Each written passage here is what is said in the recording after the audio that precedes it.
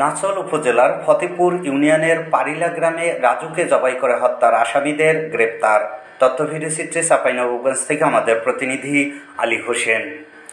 নাচল থানাধীন ২ নং ফতেপুর ইউনিয়নের পারিলা চাঁদপুকুর গ্রামস্থ পারিলা টু মিরকাডাঙ্গাগামী ইট বিছানো হেয়ারিং বম রাস্তার পূর্ব পাশে জনৈক ডাক্তার মোহাম্মদ কুদ্দুস আলীর আমবাগানের পাশে অটো ভ্যান চালক রাজু আহমেদ বয়স ২১ হত্যা মামলায় সরাসরি জড়িত একজন আসামিসহ আরও ২ জন আসামিকে গ্রেপ্তার এবং অটো ভ্যান উদ্ধার। গত ২২ মে ২০২৫ তারিখ আনুমানিক বিকেল ৪ ঘটিকায় বাদিনী মোসাম্মদ সুলতানা বেগম বয়স ৪৮, স্বামী মৃত আব্দুল মুত্তালেব, শান শ্রীরামপুর পৌরসভা নাচল, থানা নাচল, জেলা চাঁপাইনবাবগঞ্জ এর ছেলে রাজু আহমেদ অটো ভ্যান নিয়ে প্রতিদিনের ন্যায় ভাড়ায় চালানোর জন্য বের হয়।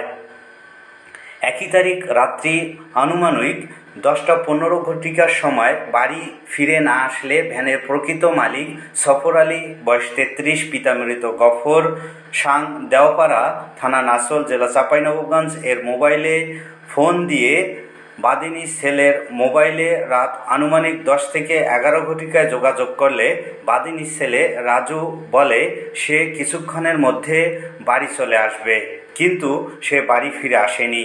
এমন সংবাদ পেয়ে বাদিনী ভ্যানের মালিক সফরকে সঙ্গে নিয়ে ঘটনাস্থলে গিয়ে তার ছেলে রাজুর মৃতদেহ শনাক্ত করেন।